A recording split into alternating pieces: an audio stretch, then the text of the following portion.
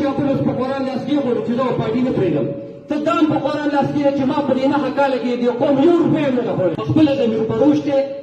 د دغه شان سره دا غونډه حلقه وکړه چې کله ورته وایې چې زه راووتم میدان ته نو بیا وایي نو دا زما د یوې شپې خلک دی چې یو شپه کېناستم دا غونډ خلک کېنم دا ده په کوټه کېناستي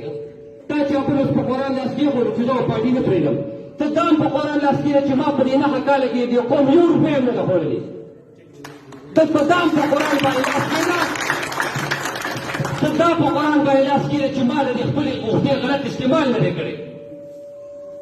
ته دا هم په قرآن باندې لاس کېږده چې ما څه کړي دا زما خپل پیم بیلنس یا زما د وروڼو ما یو روپۍ چې کوم دی دا پیسې خو د قوم امانت دي دا خو زما ورته ټکس پیسې دي ته راځې ته کویترې جوړې ته په کاراجونه جوړې نو په دې کار نه کېږي خو مقابله کې مقابلې ته روتیم مقابله کې مقابلې ته روتیم انشاءالله تر 8 فروری پورې په زندګي او ژوند او مقابله به کوم انشاءالله او دا تاسو ته مې انشاءالله چې کله ورته وایې چې زه راووتم میدان ته نو بیا وایي نو دا زما د یوې شپې خلک دی چې یو شپه کېناستم دا غونډ خلک کېنم دا ده په کوټه کېناستي ته دا د ده کرایدار وي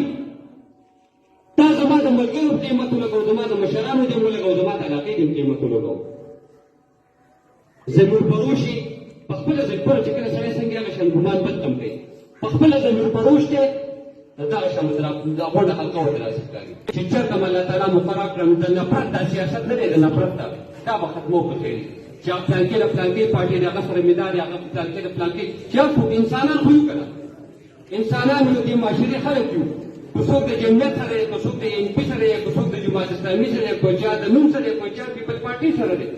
انسانانو په دې معاشره کې وخت تېرو د نفرت دا سیاست به ختمو دا چې کوم دی دوی راشي په سټیج باندې نور جذباتیان کي دوی لاړ شي په پارلمنټ هاوس کې بیا ښه ټیک ټاک ناست دي چایونه او ډوډۍ ګانې خو یو بل ته یو بل په ګریوان کې داسې جوړي داسې